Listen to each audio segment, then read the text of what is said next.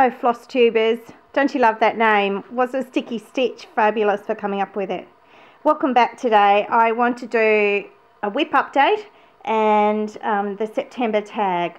So woohoo, I finished all the cross stitching on the Bothy Threads Castle and I have started back stitching the lower left corner. You can see the duck's more obvious now, all the rocks are outlined, the little rescuer breaking into the prison is back stitched, as well as a cute little fish. I'm enjoying the back stitching a lot. The thread is a little disappointing, it does break easily.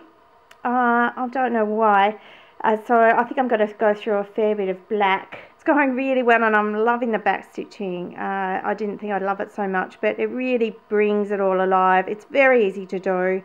There are long stretches of stitches. It's not just back stitching each stitch. Sometimes you're going over 2 or 3 or more stitches in a clump, and so that makes it quite quick. So I thought you'd appreciate the update. I'm now going to do the September tag. Thanks Shell Stitch 67 for coming up with it. I think it's such a fab idea. The first question is, what's your favourite DMC colour? Now, I don't actually really remember DMC colours by numbers, which is really silly, I guess. I'm a numbers person. I remember dates, anniversaries, dates of birth. I'm very good with dates, but for some reason I'm no good with these numbers. I can't really remember any numbers except blanc and black. But anyway, so looking at my collection, I couldn't narrow it down and I found 4 colours, so I'll put them there, that I love. I've always loved blue. Blue's always been my favourite colour. I do have fads for colours too. I tend to follow trends in fashion and furniture, homewares, and I do, my colours do change a bit all the time, although I always love blue. This one's 169. It's a lovely smoky grey blue.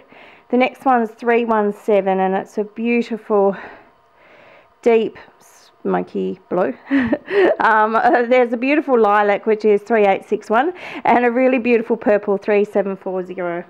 Sorry Shell Stitch, I just couldn't narrow it down.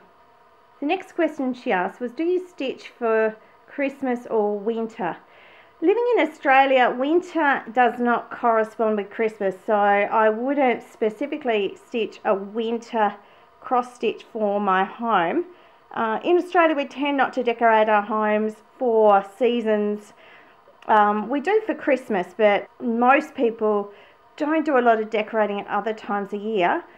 Me being part of the cross stitch community, I'm a bit influenced by what overseas countries do, and yes, I do decorate for Halloween, but I would be a minority in Australia, I reckon. I do love decorating for Christmas though, and as everyone knows and is probably completely bored with, my Shepherd's Bush cross stitch stocking that I'm currently stitching is a Christmas stitch, and I'm hoping to finish that in the next month. Today, excitingly, I kitted up 2 Christmas tree ornaments. Last year I finished one for my daughter, and this year I want to finish one for my 2 boys, Jack and Tom. Jack is 13 and he chose this dragon cross stitch as his ornament. It's from the 2013 Just Cross Stitch Christmas special, and he's always loved fantasy kind of characters, so this one will be perfect for him, and he chose that. And I even managed to get some of this wispy white kind of fluffy thread from my local network shop this morning. My Tom is very happy to have this cross stitch kit. It's a Country Cottage Needleworks, and I'm going to make this an ornament with him. What he really liked was the sweet little reindeer button. Isn't that delightful? So they'll be good. I'm going to start stitching them over the next few weeks. If they don't have an ornament on the Christmas tree this year, I will feel a bit bad for them. The third question was, do you enjoy reading, and what's on your bedside table? Yes, I've always enjoyed reading. I probably read less now though that I am really involved with cross stitch, because sometimes I tend to crawl around the net. Just looking at cross stitch Facebook pages or Instagram, yay, and also the YouTube. So that might eat into my reading time. I'm a bit embarrassed to say, but I've always enjoyed reading, and here are what I'm reading currently.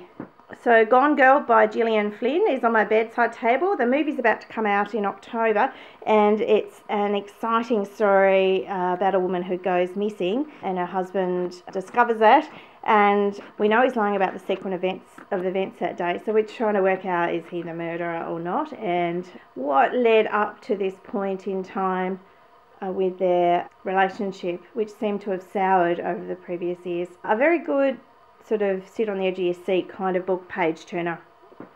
The other book that I got out the other day from the library, and I'm reading, is The Game of Thrones by George R.R. Martin. I wanted to see what all the hype is about. The TV show seems to be so popular, and I just wanted to read what it was all about and see whether I'd enjoy it. I'm not really someone who would read the sci-fi genre, but I am enjoying it. It's good. So those are my 2 books today. I had to give you 3 random facts that I haven't already shared on Instagram because I had to share 20 recently. So I thought I'd share these ones with you. Firstly, I once fell out of the back of a moving van when I was 5 and cut my head on the road beneath. I was just lucky that I wasn't run over, and that people, my family, discovered I had fallen out of the car very quickly and were able to stop. My second interesting fact is that once I went to the shop, took my dog for a walk to the shop. I was 19 at the time, and I came home and went to my bedroom, and then my mum knocked at the door and said, did you leave something at the shop? And I actually found out I'd actually left my dog at the shop. So I felt a bit embarrassed about that, I must say. The third interesting thing is that over the last 10 years, I have given about 50,000 children injections at school.